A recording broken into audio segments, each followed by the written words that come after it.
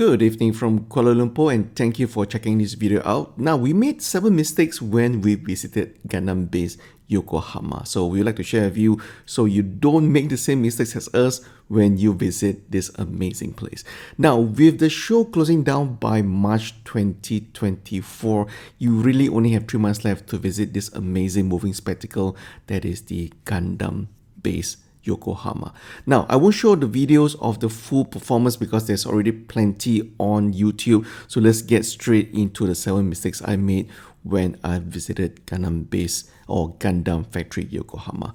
Number 1, we did not pre-purchase the dock ticket. The dock ticket allows you to go into the Gundam Factory site and actually look at the overall performance right next to the moving Gundam itself. So that is actually quite an amazing experience, but unfortunately I did not buy the purchase a few days prior. I tried to buy the tickets on site itself early in the morning and still I was not able to secure a ticket. So first tip, first mistake, please buy the dock ticket if you plan to, and I think it's definitely worth it.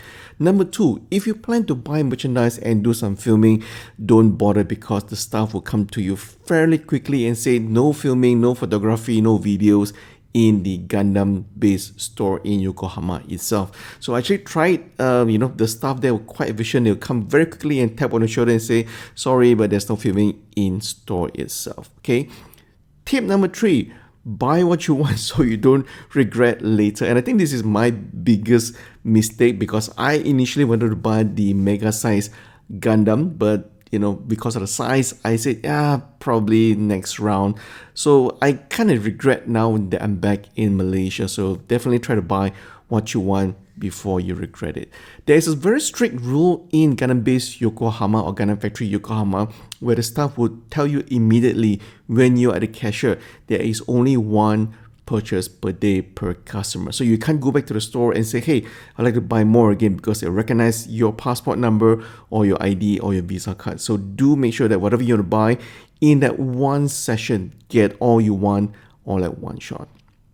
Mistake number 4 that I did was that I wasn't aware that there was a schedule for the different shows or performance of the moving Gundam. So there's actually 2 different shows scheduled throughout the day. So do make sure that you are there for the both different shows because they are both very different. And don't worry, in case you can't understand the Japanese voiceover that is being played in the background, there's a QR code for you to actually scan to understand the script that's being played out during the amazing moving Gundam performance. Okay. Also, mistake number 5, I actually brought a very long monopod to film a 360 of the overall performance. Again, when you have a very long monopod or slash selfie stick, the staff on ground will be there fairly quickly as well and tell you, please do not use a long monopod slash selfie stick because it would disrupt the view of other customers. So don't bother bringing any long monopod or selfie stick because they won't allow you to use it at the event floor or in the Gundam base store itself. Okay. Mistake number 6. Well, basically, when you reach the train station at Yokohama, you will notice that there's actually a lot of gashapon at that particular station. And all of the gashapon capsule stations there are basically Gundam team. So that is basically some place that you will not see anywhere else in Japan, but only in the Yokohama train station.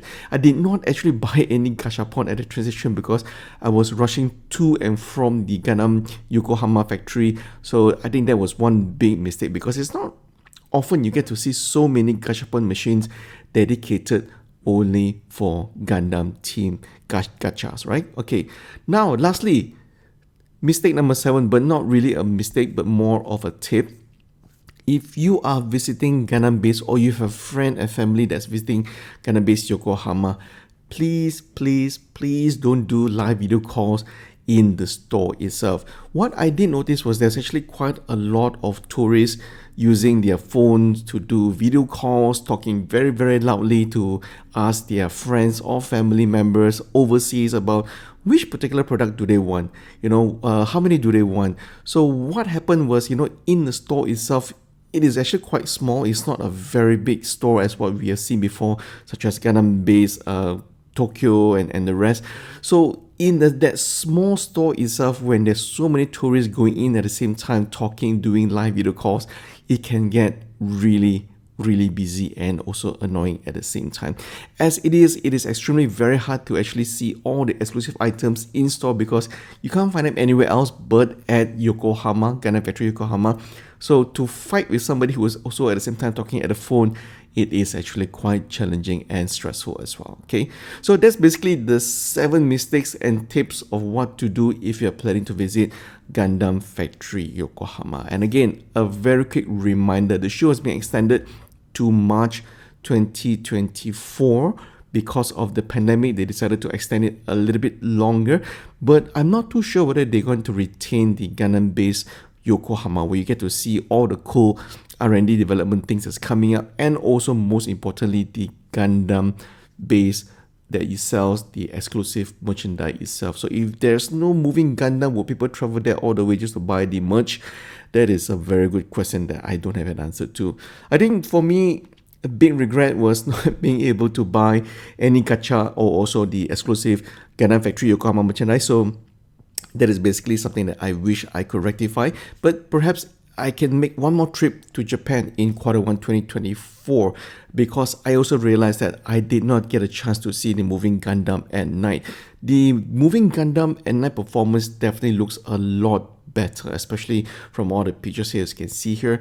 It is definitely a different experience where compared to seeing on a full daylight experience. Okay, so definitely it was something that really moved me to tears looking at the full size Gundam actually moving. It was really quite something else compared to what you see on YouTube. You really can't beat the overall real life experience as Gundam Factory Yokohama. So that's basically our video on 7 tips to mistakes and avoid when visiting Gundam base Yokohama or Gundam Factory Yokohama. Thanks for watching, and I'll see you guys down in the comments below.